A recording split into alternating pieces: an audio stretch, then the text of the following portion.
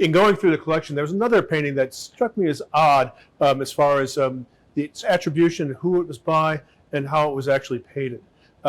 This one's a little more murky than some of the others, much as the sharp difference. This one has to do with an artist by the name of Weir, W-E-I-R. This painting here, Words of Comfort, has a French bulldog and a bloodhound together called Words of Comfort. Very popular painting and one of our more favorite paintings in the collection. Very large and substantial. And it's signed A.Weir and dated 1887 down at the bottom. In looking through the artist, when we received the painting, people figured, well, that must be one of the Weir family. Robert Weir taught painting at West Point, even taught to people like Whistler, who was up there.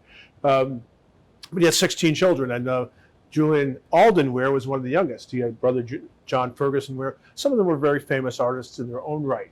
But Julian Alden Weir is the one people think of because of A.Weir. And he did, at the early age, he did paint in his younger years in a more modeled style, much like the coats of these dogs.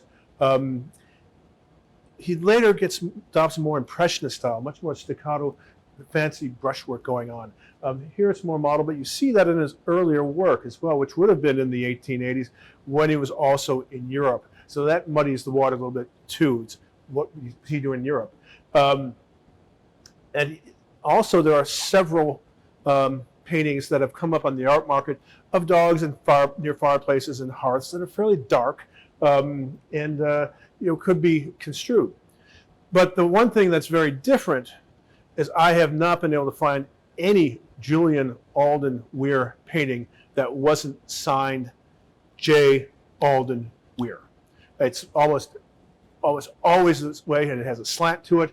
It's a very distinctive signature, but it's always J. Alden Weir. I think probably so you don't confuse with all of his siblings. Whereas this painting has a very different signature. It says A. Weir. There's a small 1887 down here as well. I have a feeling there may be another artist because I think it might be an English artist by a similar name. He just hasn't been recorded. I think we don't know who it is, and another artist in search of a personality. What I'd like to do is show you the back, why I think it is English. We'll take this off the wall, and again, as I said, the one thing you learn is to look at the backs of these.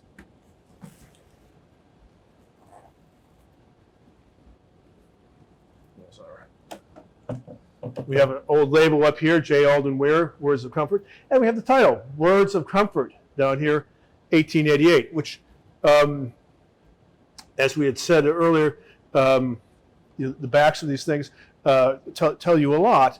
But what's interesting is it's 1888 when it's signed, dated 1887 down at the bottom. So maybe perhaps it was towards the end of the year. You see other pieces here, an accession number, a chalk number. Generally, those are lot numbers for auctions.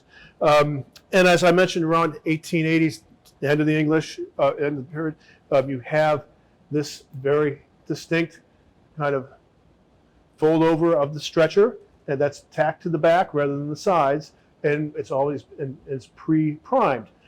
These are things you can buy. So if you didn't know that, you didn't know the construction, it tells you, because a lot of canvas makers, starting in the early 19th century, start stamping their pre-made canvases so people know who they are. And we see over here,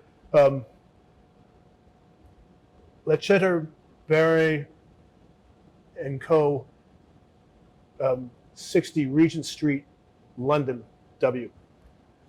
What's interesting is you can then go look this up, and again I mentioned there's online resources. The National Portrait Gallery in London has been cataloging all the stamps on the backs of all their paintings, because they have lots of them in the 19th century, and you can find out when this canvas maker used this stamp. Sometimes they vary, sometimes the names vary, the associations, they might work with a different company, they might change places, so they have different addresses, and so you can relate that to other paintings. And you can't really decide that this is the exact date, but it can sort of give you a range.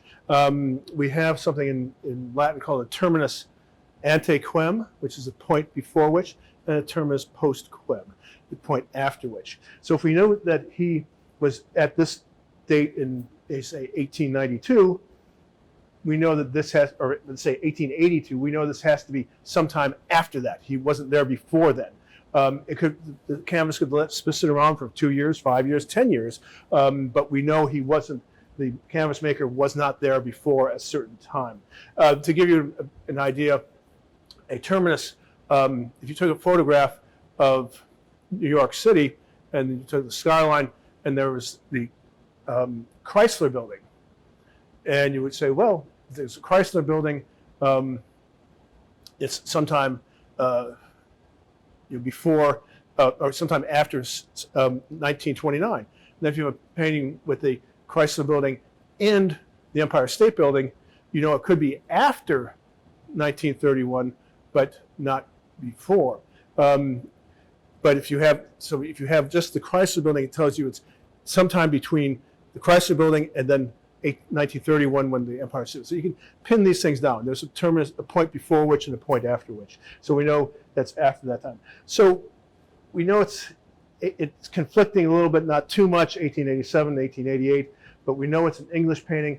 We know it is murky because Weir is over there, but I don't know if he was in England, and I don't know if he was there in 1888. So I have a feeling there's somebody out there named A.Weir who signs slightly differently, who's a distinct personality, pretty good artist, but we don't know who they are.